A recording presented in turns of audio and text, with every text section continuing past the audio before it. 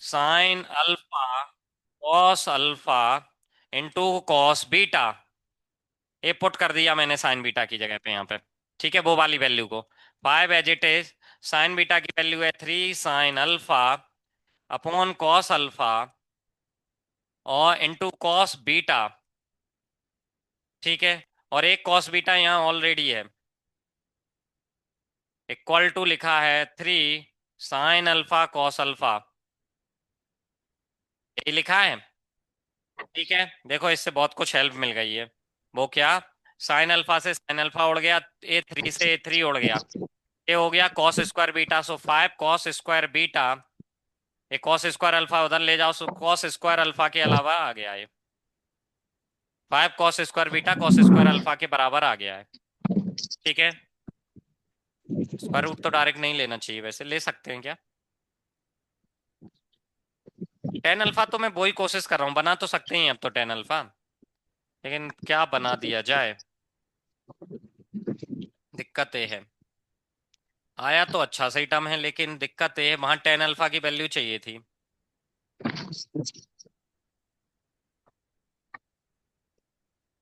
क्या कह रहे हो।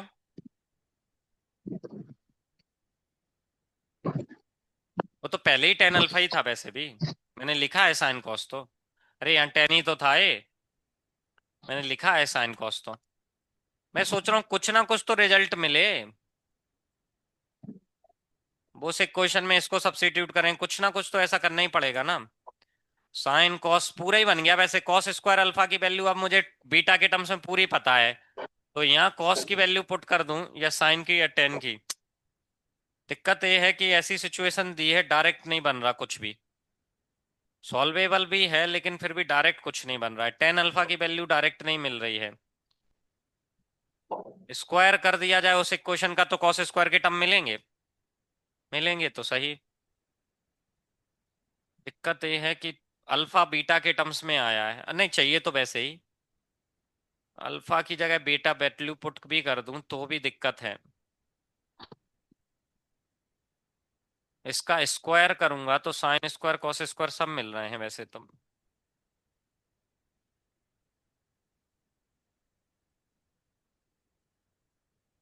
क्या स्टार्ट किया जाए, कहीं ना कुछ तो सब्स्टिट्यूशन करना ही पड़ेगा, नो डाउट, उसके बिना काम नहीं चल रहा है। देखो क्या किया मैंने, इसका स्क्वायर कर दिया दोनों साइड। इसका स्क्वायर करो चाहे इसका, इसका ही कर देता हूँ। तो ये हो जाएगा साइन स्क्वायर बीटा।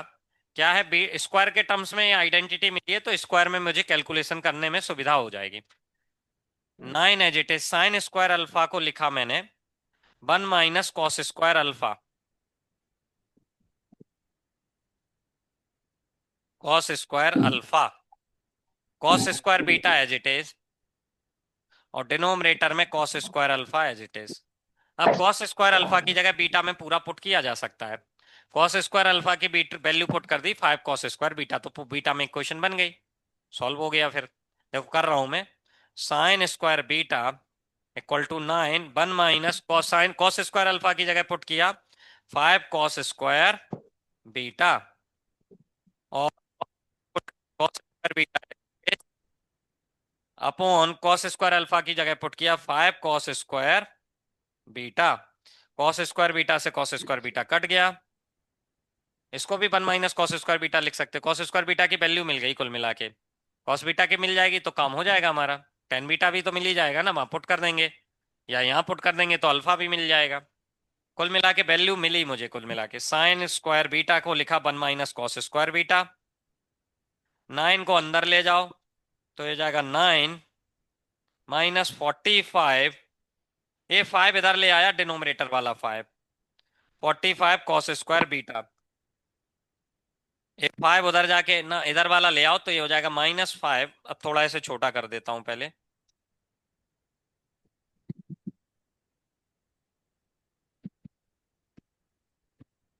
ये 5 अंदर ले गया तो 5 - 5 cos square beta equal to 9 - 45 cos square beta. इसको इधर लाओगे तो 40 cos स्क्वायर बीटा, और इसको इधर ले जाओगे तो 4, 9 से 5 जाएगा ना, तो कॉस स्क्वायर बीटा की वैल्यू आ गई बना कॉस स्क्वायर बीटा की यहाँ वैल्यू पुट करोगे तो कॉस स्क्वायर अल्फा की आ गई 1/2। ए वैल्यू तो पता है, अल्फा इक्वल टू 45 डिग्री आ गया, वहां पुट कर दो, आंसर आ गया 4। ये पता है ना, कॉस स्क्वायर अल्फा 1/2 आया तो अल्फा आया 45 डिग्री, वहां पुट कर दो, आंसर आ गया 4। अच्छी खासी मेहनत थी। ये है कि मैंने ऐसे किया, आप कुछ और भी तरीका लगा सकते थे, बाई चांस आप अच्छा और आसान क्लिक कर जाते तो और छोटा हो सकता था, बस ये चांस था। मैंने जो क्लिक किया उसको आपके सामने लगा दिया। कॉस स्क्वायर बीटा की वैल्यू आई 1/10, 1/10 इनपुट करोगे तो कॉस स्क्वायर अल्फा आ जाएगा 1/2। कॉस स्क्वायर अल्फा 1/2 है तो अल्फा आ गया 45 डिग्री, यहाँ पुट कर दिया, आंसर आ गया 4। ठीक है।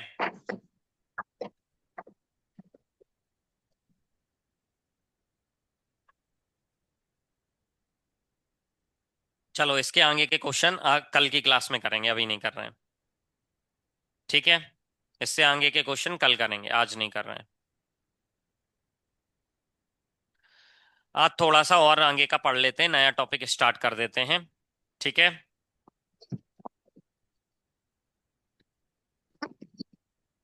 कहाँ बताओ, कोई मिस्टेक नहीं है कहीं, पक्का। बस थोड़ा कठिन जरूर किया है, लेकिन कोई मिस्टेक नहीं की है। अब वो कठिन तो क्वेश्चन था तो करना पड़ा भाई। थोड़ा ट्रिकी क्वेश्चन था तो मैंने भी अपने हिसाब से ट्रिक लगा दी, कुछ ना कुछ तो करना ही पड़ेगा ना।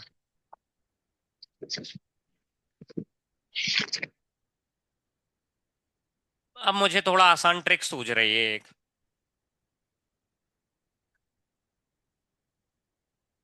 पता क्या, sin 2 बीटा sin 2 अल्फा की दोनों की आइडेंटिटी 10 के टर्म्स में होती है, और 10 में डायरेक्ट रिश्ता दिया है, उसको उपयोग कर लेते हैं। देखो एक स्टेप लिख के दिखा देता हूं। इस स्टेप को सीधा ए लिख सकते थे हम, 5 as it is. sin 2 beta की आइडेंटिटी लिख सकते थे 10 2 beta, 10 upon 1 + 10 square, 10 square beta, ये लिख सकते थे इसकी जगह पे। और 3 एज इट इज इसकी जगह पे लिखते थे 2 tan alpha upon 1 + 10 square alpha, ये लिख सकते थे। ठीक है। A2 से A2 तो उड़ा दो, A2 से A2 तो उड़ा दो। 10 बीटा 10 अल्फा में डायरेक्ट कनेक्शन दिया, किसी एक को यहां सब्सिट्यूट कर दो, सीधे वैल्यू मिल जाएगी 10 अल्फा की, काम खत्म। सीधे 10 बीटा की जगह 3 tan अल्फा लिख दो, काम खत्म। इसमें 10 बीटा की जगह 3 tan अल्फा लिख दो, क्वाड्रेटिक बन गई 10 अल्फा में। क्या पता क्वाड्रेटिक भी ना बने, बन जाएगी तो ठीक है, नहीं बनी तो भी अच्छी बात। बस 10 अल्फा की वैल्यू सीधे यहाँ पुट करनी है, काम खत्म। 3 tan अल्फा यहाँ पुट कर दो 10 बीटा की जगह, मैं करके दिखा देता हूँ। 5 एज इट इज इसकी जगह पुट किया 3 tan अल्फा, 1 + इसकी जगह पुट किया 3 tan अल्फा, उसका स्क्वायर क्या हो जाएगा 9 tan square alpha. A as it is लिखा है 3 tan alpha upon 1 + 10 square alpha. तो बस यहां से तो पहले 3 tan अल्फा से 3 tan अल्फा को उड़ा दिया। ठीक है। अब क्रॉस मल्टीप्लाई का काम करिए, 10 अल्फा की वैल्यू डायरेक्टली मिल रही है, इससे अच्छा क्या ही हो सकता था। और 10 अल्फा की वैल्यू यहाँ पुट करनी है, आंसर आ जाएगा। ये सब झोल करने की जरूरत नहीं थी, बस सोचा नहीं, क्योंकि 10 के रूप में आइडेंटिटीज यूज नहीं करते ना, इसलिए एक बार भी क्लिक नहीं किया पहली बार में कि इसको 10 के टर्म्स में लिखो, बगल में 10 में लिखा है। एक बार भी क्लिक नहीं किया, यदि वो पहले स्टेप पे वही क्लिक करते तो इस सब की जरूरत ही नहीं पड़ती। यहां से 10 अल्फा की डायरेक्ट वैल्यू निकाल के यहाँ पुट कर सकते थे। कितने स्टेप लगते, पहला स्टेप यही था, दूसरा ये, और आगे 2 4 स्टेप और सॉल्व करके 10 अल्फा डायरेक्ट मिल जाता। ये जो बीच में जितने सारे लिखे हैं सब बेकार स्टेप हो जाएंगे, इसको करने पे सब बेकार है। डायरेक्ट 10 अल्फा की वैल्यू मिल रही, क्रॉस मल्टीप्लाई करो इसको 5 के साथ, इसको इधर 10 स्क्वायर अल्फा की वैल्यू डायरेक्टली मिल जाएगी आपको, वन, वो भी सीधे दिख रहा है, बन आ रही है वैल्यू। बस काम खत्म, यहाँ पुट कर देना है। आसान हो गया था क्वेश्चन। बट पता नहीं क्यों एक्चुअली में यूज नहीं करते ना 10 के टर्म्स में आइडेंटिटी, यूज करते होते तो क्लिक जल्दी करता। सॉल्व होने के बाद मेरे दिमाग में आया, अच्छा ये तो 10 के टर्म्स में ही लिख सकते थे, तो बता भी दिया मैंने, आसान हो जाता उससे। बहुत कठिन नहीं था फिर तो क्वेश्चन, यदि हम डायरेक्ट 10 के टर्म्स में ये दोनों की आइडेंटिटी पुट करते, क्योंकि बगल में 10 का रिलेशन दिया है तो करना भी चाहिए था एक्चुअली में, बट सोचा नहीं वैसे। ठीक है, चलिए खैर कर तो या वो तो। चलिए अब थोड़ा सा पढ़ते हैं आगे का टॉपिक।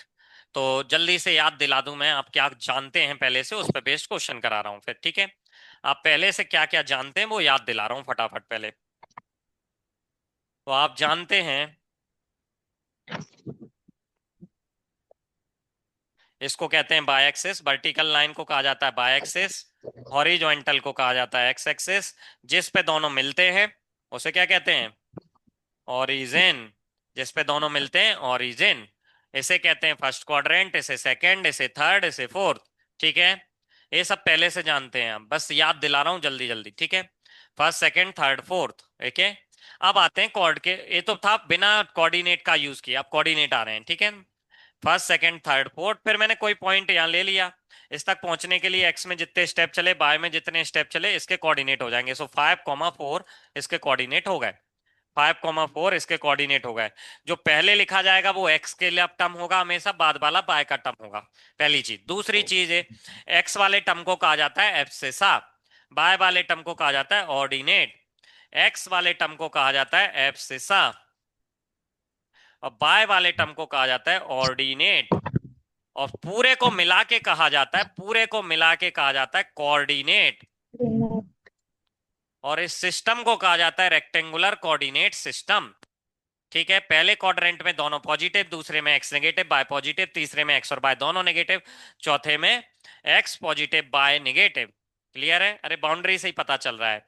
ये ओरिजिन पे दोनों एक्सेस मिली, एक्स का पॉजिटिव पार्ट है, एक्स का नेगेटिव पार्ट है, बाय का पॉजिटिव पार्ट है, ये बाय का नेगेटिव पार्ट है। ठीक है, तो नेगेटिव पॉजिटिव से बना है, a negative a positive, Y negative X positive, X positive Y positive, X negative Y positive, X भी नेगेटिव बाय भी नेगेटिव, थर्ड क्वाड्रेंट में। ठीक है, क्लियर है, ये बातें याद रखना। एक बात और जो इंपॉर्टेंट है यहाँ पे वो ये कि abscissa is the distance from by Axis and ordinate is the distance from X axis.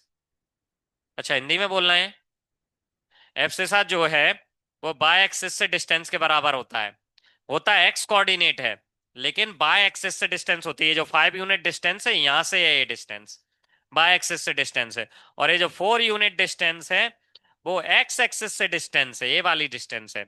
So ordinate is the distance from X axis but return in the Y coordinate, okay. And abscissa is the distance from X X Y axis but return in the X coordinate, okay. Clear है, बहुत बढ़िया। ये था एक point तक की story, ये आप पहले से जानते हैं। 2 पॉइंट हो जाने के बाद डिस्टेंस फॉर्मूला का एग्जिस्टेंस आता है। सो पहले ही फॉर्मूला है आपके लिए डिस्टेंस फॉर्मूला, जो ऑलरेडी आप जानते हैं, बस याद दिला देता हूं। डिस्टेंस फॉर्मूला वो है square root of x2 - x1 whole square y 2 - y 1 whole square. एक कौन सी डिस्टेंस बता रहा है भाई, यदि 2 पॉइंट हैं, कौन से 2 पॉइंट है, इस तरीके से बना देता हूं भाई। तो ए पॉइंट हो गया मेरा ए, जिसके कोऑर्डिनेट है x1/1, और ए हो गया बी, जिसके कोऑर्डिनेट है x2/2। ठीक है, तो इन दोनों के बीच की दूरी को बता रहा है ये फॉर्मूला, या फिर आप कह सकते हो ए बी लेंथ की लाइन सेगमेंट को बता रहा है, और या फिर डिस्टेंस बता रहा है, इन दोनों के बीच एक ही बात है। ठीक है, distance between A and B या length of line segment A B is given by distance formula, okay. लेकिन 3 पॉइंट होने के बाद बहुत सारे और जादू किए जा सकते हैं, वो क्या जल्दी से याद दिला देता हूं, ठीक है। तो यदि 3 पॉइंट हो जाए मेरे, ए बी सी तीनों के कोऑर्डिनेट गिवन है, तो मैं 3 लेंथ निकाल सकता हूं। कौन सी 3, ए बी निकाल सकता हूं, बी सी निकाल सकता हूं और सी ए निकाल सकता हूं। ये 3 निकलने के बाद 5 कंक्लूजन निकाले जा सकते हैं। वो कंक्लूजन क्या है जल्दी से याद दिला देता हूं भाई। पहला कंक्लूजन है if A B plus B C equal to C A, ठीक है, यदि दो का सम तीसरे के इक्वल आ जाए then points are collinear, then A comma B comma C are collinear. ये पहला कंक्लूजन है। दूसरा, if A B equal to B C equal to C A आ जाए, तो then triangle A B C A B, triangle A B C is equilateral triangle. पहले बता चुका हूं, बस याद दिला रहा हूं दोबारा दोबारा। तीसरा है, if A B equal to B C equal to not equal to C A. उल्टा ऐसा भी हो सकता है कोई और नॉट इक्वल आ जाए, दो इक्वल आ जाए, तो वो भी लिख ही देता हूं। A B not equal to B C आ जाए, लेकिन ए आ जाए सी ए के इक्वल। या फिर ऐसा हो जाए ए बी और सी ए इक्वल आ जाए, बट नॉट इक्वल टू आ जाए बी सी के। तीनों ही केस की बात होती है, तीनों ही को कहते हैं आइसोसेलस ट्राइंगल या आइसोस्केलस, जो भी कहते हो भाई आप, आइसोस्केलस ट्राइंगल।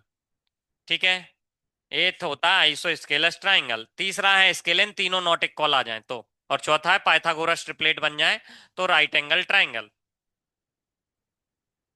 तो यहां लिख देता हूं। क्या थर्ड है, if A B not equal to B C not equal to C A आ जाए भाई, ऐसा कुछ आ जाए, then scalene triangle, S C A L E N E, scalene triangle. और लास्ट है, if if A B comma B C comma C A are Pythagoras triplet. Pythagorean बोलते हैं वैसे तो,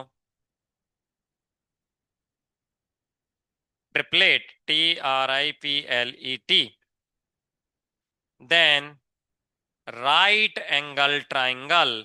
राइट ट्राइंगल भी बोलते हैं राइट एंगल ट्राइंगल को वैसे। ठीक है, ये इंफॉर्मेशन आपको पहले दी जा चुकी है, बस याद दिला दी मैंने फिर से, याद रखिएगा।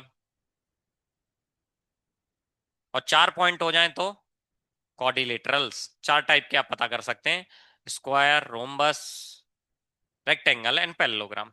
ठीक है, तो 3 डिस्टेंसेस निकाल के टोटल 5 इंफॉर्मेशन निकाली जा सकती हैं। वो क्या, तीनों साइड्स निकालने के बाद आप या तो बता सकते हैं पॉइंट्स कोलिनियर है, पॉइंट्स कोलिनियर नहीं है तो बता सकते हैं कि ट्राइंगल किस टाइप का है। ठीक है, ट्राइंगल किस टाइप का है ये बता सकते हैं। और वो उसमें भी 6 टाइप के होते हैं ट्राइंगल, तीन एंगल के बेसिस पे, 3 साइड्स के बेसिस पे। तीनों साइड्स के बेसिस के आप डायरेक्टली डिस्टेंस फॉर्मूला से बता पा रहे हो, एंगल के बेसिस वाला एक ही बता पा रहे हो, दो नहीं बता पा रहे हो। कौन से दो, acute angle and obtuse angle. Triangle भी होते हैं लेकिन हम उनको केवल साइड्स को कैलकुलेट करके नहीं बता सकते हैं। एक तरीका है सॉल्यूशन ऑफ ट्राइंगल वाला, एक तरीका है उससे साइड से पता कर सकते हैं एंगल क्या होंगे, और ये भी बता सकते हैं एक्यूट एंगल है कि ऑब्ट्यूज एंगल है, लेकिन केवल डिस्टेंसेस से नहीं बता सकते। फिर भी एक लॉजिक है, एक लॉजिक है, यदि एक डिस्टेंस बाकी दो के कंपैरिजन में बहुत ज्यादा बड़ी है, बहुत ज्यादा बड़ी मतलब ऐसे कुछ है, लेकिन दोनों के सम से ज्यादा तो नहीं, लेकिन दोनों के सम के नियर है, दोनों के सम के नियर है, तो वो ऑब्ट्यूज एंगल होगा। एक डिस्टेंस बाकी दो के सम के नियर है लेकिन उससे कमी होनी चाहिए, कमी होनी चाहिए, ज्यादा तो पॉसिबल ही नहीं, ऐसे रियल नंबर होते ही नहीं है। ठीक है, यदि दो डिस्टेंसेस आई मान लो 3 3 और एक आ गई 5, तो डेफिनेटली इन तीन से बनने वाला ट्राइंगल ऑब्ट्यूज एंगल ट्राइंगल होगा। इसके लिए वो भी होगा आइसोसेलस क्योंकि दो इक्वल है ना, लेकिन ऑब्ट्यूज एंगल भी होगा।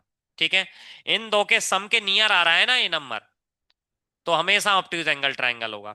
यदि तीनों साइड्स आसपास के नंबर ही हैं तो एक्यूट एंगल ट्राइंगल होता है। एक कॉमन सेंस है लेकिन एक common sense is not common, बस दिक्कत है। चलिए खैर, अगला पार्ट और बता देते हैं फिर इस पे क्वेश्चन करेंगे। यदि 4 पॉइंट हैं, कौन कौन से, ए बी, अच्छा पी क्यू आर एस ले लेते हैं इस बार, बहुत होगा ए बी सी डी।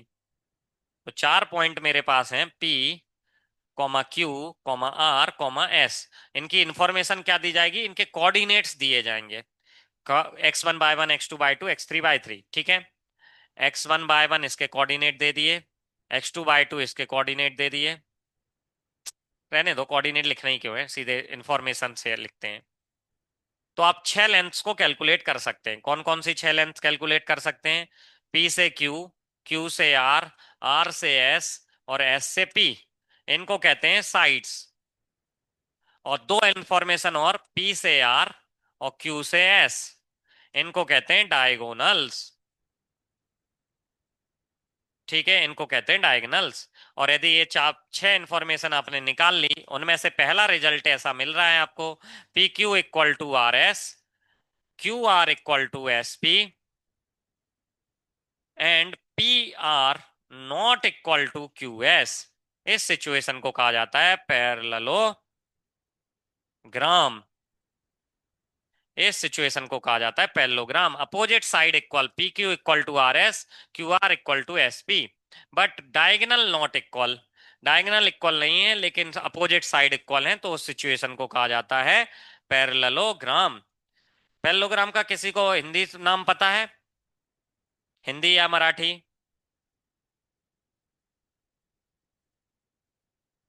समांतर चतुर्भुज के क्वाड्रिलेटरल को बोलते हैं चतुर्भुज, ट्रायंगल को बोलते हैं त्रिभुज, पैरेललोग्राम को बोलते हैं समांतर चतुर्भुज। ऐसे लिखते हैं, समानांतर वाले को कहते हैं समांतर चतुर्भुज। नेक्स्ट इंफॉर्मेशन, यदि आपको पता P Q equal to R S, Q R equal to S R और P R equal to Q S ऐसा मिल गया, यदि अपोजिट साइड भी इक्वल है और डायगोनल भी इक्वल है, तो उसको कहते हैं रेक्टेंगल। उसको कहते हैं रेक्टेंगल।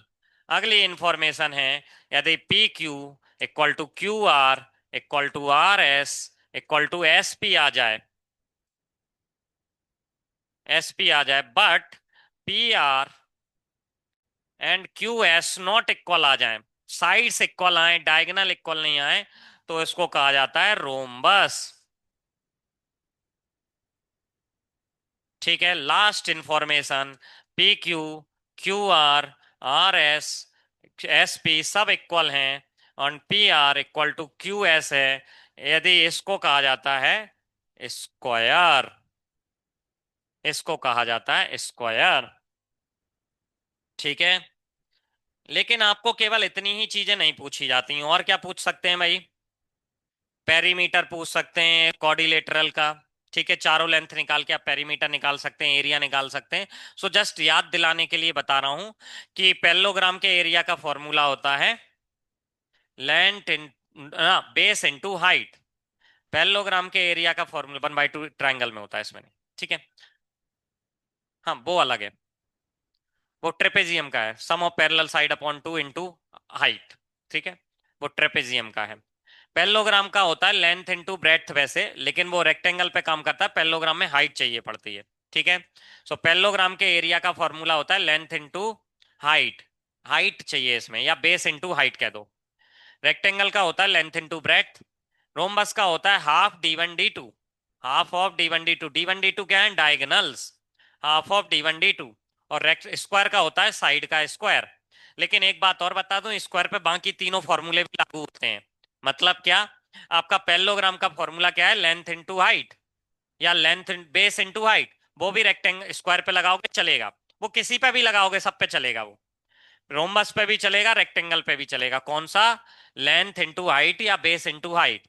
ठीक है, लेकिन उल्टा वाला नहीं चलता है, उल्टा नहीं चलता है, मतलब रेक्टेंगल का फॉर्मूला पैरेललोग्राम पे नहीं चलता है, पैरेललोग्राम का रेक्टेंगल पे चल जाता है। ठीक है, पैरेललोग्राम का इन सभी पे चल जाएगा। क्यों? क्योंकि ये सभी भी तो पैरेललोग्राम ही है, बस स्पेशल है।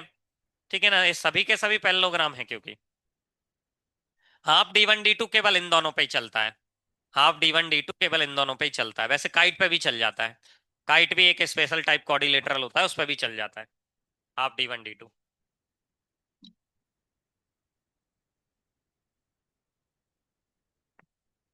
ठीक है, P R equal to Q S, भाई अपोजिट साइड इक्वल है और डायगोनल, कुछ गलत लिख दिया? अच्छा, क्या यहाँ कुछ गलत लिख दिया है? तो सही लिख देते हैं, P Q equal to R S, Q R equal to S P लिखना था यहाँ भी और यहाँ भी।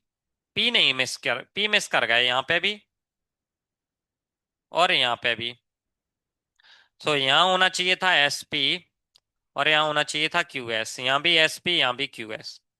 मैंने आर लिख दिया था, पी होना चाहिए वो। ठीक है, कोई दिक्कत नहीं है, आर होना चाहिए, पी होना चाहिए था, आर लिख दिया था। ठीक है, एक छोटी सी बात जो सेक्शन फॉर्मूले में काम आती है लेकिन याद जरूर रखनी पड़ती है, वो यही नोट पॉइंट में लिख देता हूं। डायगनल्स ऑफ, डी कैपिटल लिखना चाहिए था, अब लिख दिया तो लिख दिया। Diagonals of parallelogram bisect each other. अच्छा, इससे मुझे ये भी पता चल गया बाकी के भी करेंगे, क्योंकि बाकी सब भी पैरेललोग्राम ही है। ठीक है, बाकी सब भी तो पैरेललोग्राम है, तो बाकी सबके भी बाइसेक्ट करते हैं। बाइसेक्ट ईच अदर का मतलब पता है? दो इक्वल हिस्सों में तोड़ ब्रेक करना, दो इक्वल पार्ट्स में ब्रेक करना। एक्चुअली में दो लाइनें जो होती हैं वो चार तरीके से मिल सकती हैं, चार अलग अलग वर्ड मैथ में यूज होते हैं। एक होता है इंटरसेक्ट, एक होता है बाइसेक्ट, एक होता है परपेंडिकुलर, एक होता है परपेंडिकुलर बाइसेक्टर। ये चार अलग अलग टाइप से दो लाइनों का इंटरसेक्शन या दो लाइनों का क्रॉस हो सकता है, कट कर सकते हैं एक दूसरे को, ये चार अलग अलग सिचुएशन में। चारों का अलग अलग मीनिंग है। इंटरसेक्ट मतलब कैसे भी कट कर जाए, बस इंटरसेक्ट होनी चाहिए। बाइसेक्ट मतलब दोनों एक दूसरे को बराबर लेंथ में कट करनी चाहिए, तब उसको बाइसेक्ट कहेंगे, जैसे पैरेललोग्राम के डायगोनल या बाकी सबके डायगोनल। ठीक है। फिर होता है परपेंडिकुलर, तो दो के डायगोनल इनमें से परपेंडिकुलर होते हैं, रोम्बस के और स्क्वायर के। बाइसेक्टर भी होते हैं लेकिन परपेंडिकुलर भी होते हैं। फिर परपेंडिकुलर बाइसेक्टर, तो दोनों ही होते हैं एक्चुअली में, लेकिन परपेंडिकुलर बाइसेक्टर में परपेंडिकुलर इस सिचुएशन को भी कहा जा सकता है जो काइट में होती है, इसको भी परपेंडिकुलर कह सकते हैं। इवन इस लाइन को कितना भी बड़ा कर दो तो भी परपेंडिकुलर कह सकते हैं। लेकिन बाइसेक्टर का मतलब है कि दोनों का मिड पॉइंट भी मिलना चाहिए और परपेंडिकुलर भी होना चाहिए। तो रोम्बस एंड स्क्वायर के डायगोनल ऐसा काम करते हैं। ठीक है, चारों वर्ड याद रखिएगा, समय समय पे अलग अलग वर्ड्स यूज होंगे वर्ड्स में, क्वेश्चंस में, तो आपको करेक्ट अंडरस्टैंडिंग होनी चाहिए हर वर्ड की। Intersection, bisection, perpendicular and perpendicular bisector, ये चार वर्ड काम आते हैं चार दो लाइनों के इंटरसेक्शन की जगह पे। दो लाइनों के इंटरसेक्शन की जगह पे चार वर्ड्स काम आते रहेंगे। ठीक है, चलिए, किसी ने पॉइंट की सीट के क्वेश्चन सॉल्व करके देखे? नहीं करके देखे? तो एक क्वेश्चन मैं करा रहा हूं, बस एक, उसके बाद खत्म।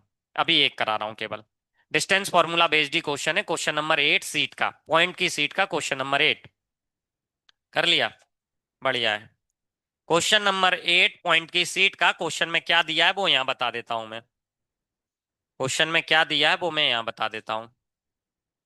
एक इक्विलेटरल ट्राइंगल है जिसका एक वर्टेक्स एक्स कॉमा बाय दिया है, दूसरा दिया है 4 कॉमा -4, एक दिया है -4 कॉमा 4, और ये एक्स बाय पता करना है।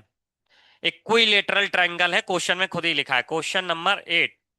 क्वेश्चन में कहा है तीन वर्टेक्स जो हैं इक्विलेटरल ट्राइंगल के हैं। ठीक है, इसको नाम दे देता हूं ए, इसे नाम दे देता हूं बी, इसे नाम दे देता हूं सी। ठीक है, क्वेश्चन में कहा है तीनों वर्टेक्स जो हैं इक्विलेटरल ट्राइंगल के हैं, और इक्विलेटरल ट्राइंगल है, तीनों साइड्स की लेंथ इक्वल होनी चाहिए, है कि नहीं? तीनों साइड की लेंथ इक्वल होनी चाहिए। क्वेश्चन में पूछा क्या है, ये एक्स और वाई का पता लगाने को कह रहे हैं। ठीक है, पूछा एक्स और वाई का पता है भाई, तो एक्स और वाई का पता लगाने के लिए सबसे पहले मैंने क्या किया, ए बी और ए सी को इक्वल किया। ए बी की लेंथ ए सी के इक्वल होनी चाहिए कि नहीं? ए बी की लेंथ ए सी के इक्वल होना चाहिए, इक्विलेटरल ट्राइंगल है। ठीक है, अच्छा ए बी और ए सी इक्वल है, तो मैं स्क्वायर रूट ना लेने की वजह से स्क्वायर कर देता हूं पहले ही। भाई डिस्टेंस फॉर्मूले में एक स्क्वायर रूट होता है ना, तो उसको नहीं लगाना पड़े इसलिए पहले ही स्क्वायर कर देता हूं। इससे फायदा क्या है, यदि मुझे स्क्वायर रूट नहीं लगाना पड़ेगा, ये एडवांटेज है, इसलिए पहले ही इनका स्क्वायर कर दिया। अब डिस्टेंस निकालते हैं। सो एक्स से 4 जाएगा, क्या बचेगा, x-4 होल स्क्वायर। बाई से -4 जाएगा तो y +4 whole square, equal to x से -4 जाएगा तो x +4 whole square, and y -4 whole square. ठीक है, ये डिस्टेंस फॉर्मूला लगा दिया। होल स्क्वायर ओपन करते हैं तो ये आ जाएगा x² +16, 4 का स्क्वायर होता है 16 -8x, y square +16 +8y equal to x² +16 +8x and y square +16 -8y। बस जो जिससे उड़ रहे हैं उन्हें उड़ा दो। तो ये x² से x² उड़ा दीजिए, 16 से 16 उड़ा दीजिए, -8x +8x नहीं कटेगा, बाय स्क्वायर से बाय स्क्वायर, 16 से 16, 8y बाय नहीं कटेगा। बाय वाले एक तरफ कर लो, इस वाले टर्म को इधर ले जाओ और इस वाले टर्म को इधर ले आओ। सो इधर आ जाएगा 8y, एक ऑलरेडी है, एक इधर से आ गया, सो +8y, और 8x इधर से इधर आएगा, 8x ऑलरेडी है, एक एक और 8x आ जाएगा, ये आ गया 16y, ये आ गया 16x। So y equal to x आ गया। अब देखें जरा options, y equal to x. So options में एक ही ऑप्शन में दोनों इक्वल दिए हैं, बाकी दोनों ऑप्शन में एक दिया है नन ऑफ दीज और एक दिया है, बाकी दोनों ऑप्शन में एक्स और बाय आपस में इक्वल नहीं दिए, केवल सी ऑप्शन में एक्स और बाय इक्वल दिए हैं, तो आंसर तो वही होगा। लेकिन अभी वैल्यू नहीं निकली है, वैल्यू भी निकल आएगी, वो बड़ा इश्यू नहीं है। लेकिन आपको इसी इतनी ही इंफॉर्मेशन से पता चल गया कि आंसर सी है। क्यों? क्योंकि एक्स और बाय केवल सी ऑप्शन में इक्वल दिए हैं। हाँ, इसकी रिस्क जरूर है, क्या पता सी भी सही ना हो, बस इसकी रिस्क जरूर है। लेकिन वैसे सी ही सही हो सकता है, ए और बी तो श्योरली गलत है, क्योंकि एक्स और बाय इक्वल नहीं दिए ना दोनों ऑप्शन में, ए और बी में।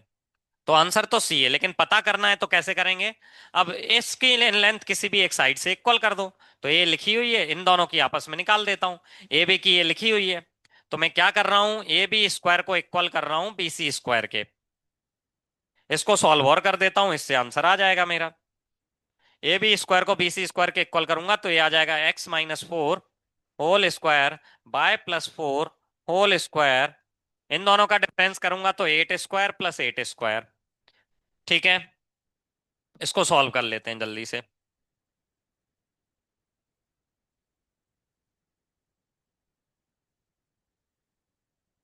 सॉल्व किया, इसको सॉल्व करूंगा तो X square plus sixteen plus ना minus eight X, a Y square plus sixteen plus six Y eight Y equal to 64। ये हो गया square plus two X square नहीं, तो ये हो जाएगा square 16 + 16 2/32। Eight X eight Y cut जाएगा, eight X eight Y cut जाएगा, बोलो बेटा। अच्छा 132 128 होना चाहिए था। ठीक है, अब एट बाय कट गया, ये हो गया 130 28। 32 उधर जाके घटा दो, so 2x² equal to 96, x square equal to 48। X को लिख दिया मैंने 16 × 3, सो एक्स इक्वल टू आया 4√3, या तो प्लस का या माइनस का। ठीक है, दोनों ही सही हैं, लेकिन उन्होंने केवल प्लस का दिया है। अब ये सिचुएशन और थोड़ा सा मैं लोकेट करके दिखा देता हूं क्या सिचुएशन थी ये। सो मैंने लोकेट किया कौन सा पॉइंट, 4, -4, 4, -4 यहाँ कहीं हो जाएगा, एंड एक हो जाएगा यहाँ कहीं, एक होगा 4, -4 -4, -4। इन दोनों को आपस में कनेक्ट किया तो एक साइड तो ये आ गई, सेंटर से पास करेगी, मतलब ओरिजिन से पास करेगी, थोड़ा रफ डायग्राम है इसलिए। तो ये जो पॉइंट आएंगे या तो इधर आएंगे तो इक्विलेटरल ट्रायंगल बन सकता है, मतलब इस वाले पॉइंट के कोऑर्डिनेट होंगे 4, -4 ना, 4√3, दोनों सेम आएंगे। या फिर इधर बन सकता है, तो दोनों के कोऑर्डिनेट आएंगे -4√3 -4√3 थर्ड क्वाड्रेंट में। ठीक है, ऐसा ही पॉसिबल था, ऐसी सिचुएशन है एक्चुअली में। और ये ओरिजिन से पास करेगी ये लाइन, मैंने एग्जैक्ट नहीं बनाई इसलिए नहीं की। ठीक है, क्लियर है? ओके, चलिए आज की क्लास यहीं एंड करते हैं, कल इससे आगे पढ़ेंगे। हरे कृष्णा।